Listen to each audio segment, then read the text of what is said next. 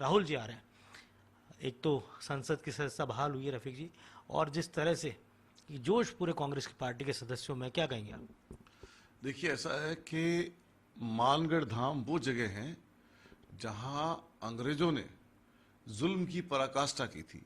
जैसे जलियांवाला बाग है, वैसे ही राजस्थान में अगर कोई जगह है तो मानगढ़ धाम है, जहां इन्होंने सैकड़ों लोगों को एक साथ लाइन में खड़ा करके अंग्रेजों ने गोली से उड़ा दिया था।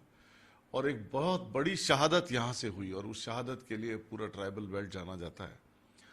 तो राहुल गांधी जी ने तय किया कि आदिवासी दिवस इन्हीं के बीच में 9 तारीख को मनाएंगे, और यहाँ से शुरुआत की बात थी।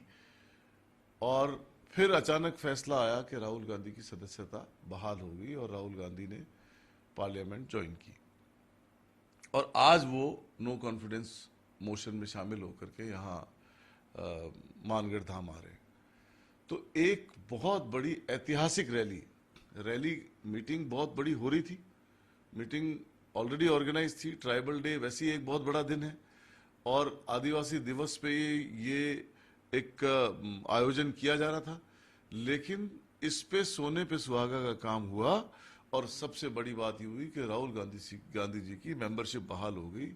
तो यहाँ के लोगों में, आम आदमी में, कांग्रेस के कार्यकर्ताओं में, कांग्रेस के नेताओं में इतना जबरदस्त जोश है कि आप जब देखोगे और रैली स्थल पे जाओगे तो आपको अंदाजा लगेगा कि ये, मैं ये कह सकता हूं कि न केवल ट्राइबल बेल्ट की बल्कि पूरे राजस्थान की ऐतिहासिक रैली होगी। आज तक के सारे रिकॉर्ड टूटेंगे, और बहुत बड़ी मीटिंग यहाँ होने जा रही है कांग्रेस रफीक जी, क्योंकि अशोक गहलोत पहले भी यहाँ आए, पिछले आदिवासी दिवस पर भी यहाँ थे, और डूंगरपुर में कांग्रेस के पास एक सीट है, बांसवाड़ा में कांग्रेस के पास 2 सीट है, एक सीट पर रमीला खड़िया वो कांग्रेस का सपोर्ट कर रही, प्रतापगढ़ की दोनों सीटें हैं कांग्रेस के पास है, उदयपुर का जो आदिवासी अंचल है जिले का, वहाँ की भी कमोबेश उतनी मजबूत स्थिति नहीं, केवल खैरवाड़ा कांग्रेस के पास। पिछले कुछ सालों में इस आदिवासी बेल्ट में ट्राइबल पार्टी और बीजेपी ने कांग्रेस की जड़ों को हिलाया है, और एक तरह से तो राहुल गांधी का ये संदेश तमाम पूरे आदिवासी बेल्ट में कितना सकारात्मक कांग्रेस पार्टी के लिए बनेगा। चुनाव बिल्कुल ठीक सामने है। कांग्रेस का वक्त भी बदलेगा इस मीटिंग के बाद में, और ट्राइबल बेल्ट का मिजाज भी बदलेगा। न केवल वक्त बदलेगा बल्कि बेल्ट का मिजाज भी बदलेगा, और इलेक्शन के रिजल्ट आएंगे तो आपको पता लगेगा कि हम सबसे ज्यादा सीटें यहीं से जीत रहे हैं। ये जब आप किसी को इनविटेशन देते हो, बुलाते हो, लोगों के अंदर अगर उत्साह नहीं होता तो बुलाने से भी नहीं आते। नेताओं की कंडीशन पूरे राजस्थान से, कोई भरतपुर से आ रहा है, कोई जैसलमेर से आ रहा है, कोई बीकानेर से आ रहा है। ऐसा माहौल है पूरे ट्राइबल बेल्ट के अंदर कि यहाँ के लोग बाग, जो पूरे आदिवासी इलाके के लोग बाग हैं, करीब करीब 32 कॉन्स्टिट्यूंसीज हैं यहाँ पर। तो जो 32 कॉन्स्टिट्यूंसी है मेवाड़ की, उसमें से 16 कॉन्स्टिट्यूंसी ट्राइबल बेल्ट की है। सभी में इतना जबरदस्त जोश है राहुल गांधी के आने का। और राहुल गांधी की जब से मेंबरशिप बहाल हुई है तो उसमें भी लोगों का उत्साह और ज्यादा बढ़ गया है। तो न केवल रैली कामयाब होगी, मीटिंग कामयाब होगी, बल्कि ये शंखनाद होगा राजस्थान के अंदर चुनावी मीटिंग्स का, चुनावी सभाओं का। और ये शंखनाद होगा राहुल गांधी का, क्योंकि मेंबरशिप बहाल होने के बाद ये पहली मीटिंग कर रहे हैं।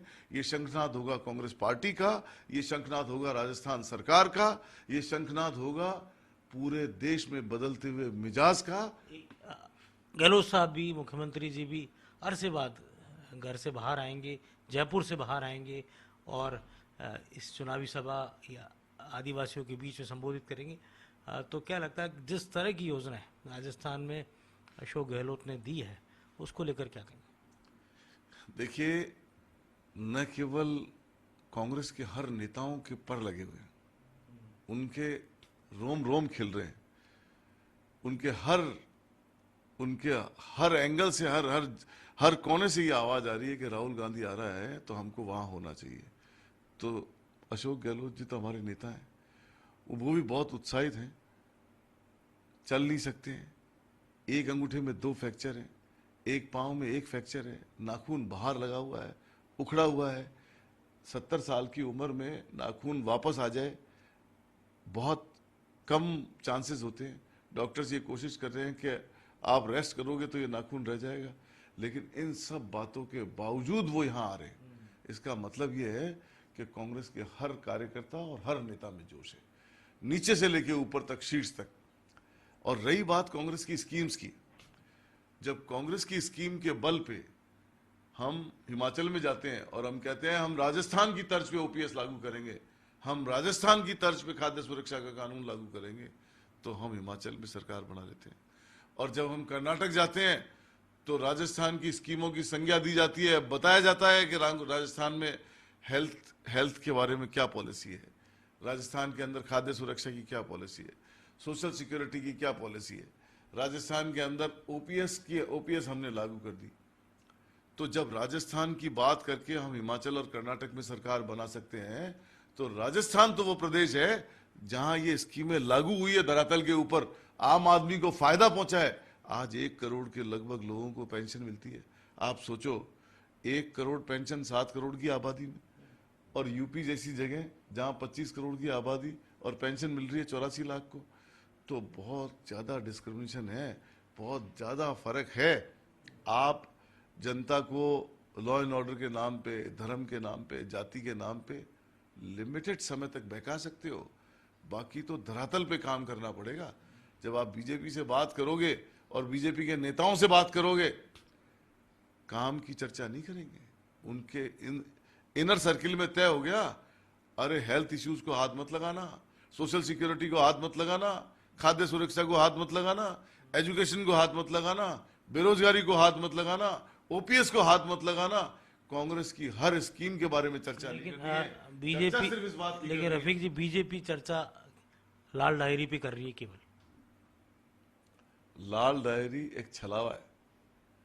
एक आप कुछ भी एक बात करके और एक संशय की स्थिति पैदा कर दो और लोगों को भ्रामक तथ्यों के साथ बोल दो, मेरे से ज्यादा गवाह कोई नहीं है लाल डायरी का।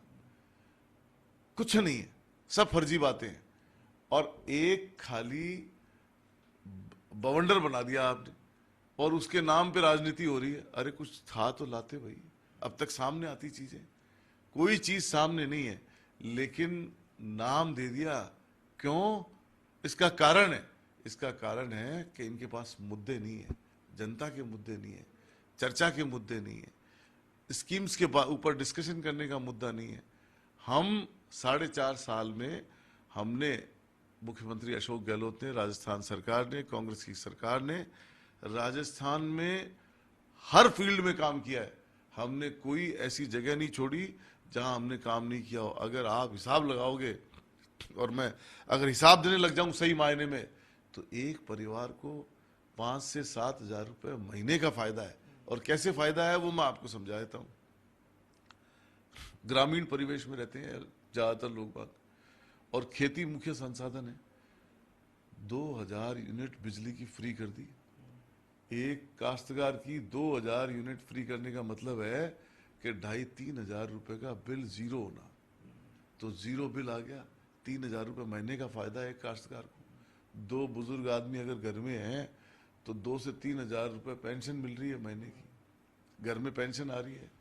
बच्चे पढ़ने जा रहे हैं तो फ्री एजुकेशन है, और इंग्लिश स्कूल में पढ़ना चाहते हैं तो Mahatma Gandhi English medium school है। दवाइयां फ्री कर दी, चिरंजीवी योजना लागू कर दी। पहले क्या होता था? पहले ये होता था कि एक काश्तकार को एवरेज जो पैसे की बचत होती है 12-15 हजार रुपए महीने से ज्यादा नहीं होती थी, और 12-15 हजार रुपए कमाने वाला आदमी 2-3 हजार रुपए बच्चे की एजुकेशन में खर्च हो जाए, 2-3 हजार रुपए घर में किसी बीमार आदमी की दवाई पानी में खर्च हो जाए, 2-3 हजार रुपए बिजली पानी में खर्च हो जाए, तो रसोई का खर्च सिकुड़ जाता था, रसोई का बजट बिगड़ जाता था। आज न बिजली पानी की तरफ देखने की जरूरत है, चाहे वो खेत का बिल हो चाहे घर का बिल हो, 100 यूनिट फ्री है। आज जब 50 यूनिट फ्री किए थे मुख्यमंत्री ने, तो करीब 36 लाख लोगों के बिल जीरो हो गए थे। और ये 100 यूनिट की स्कीम जब पूरी तरह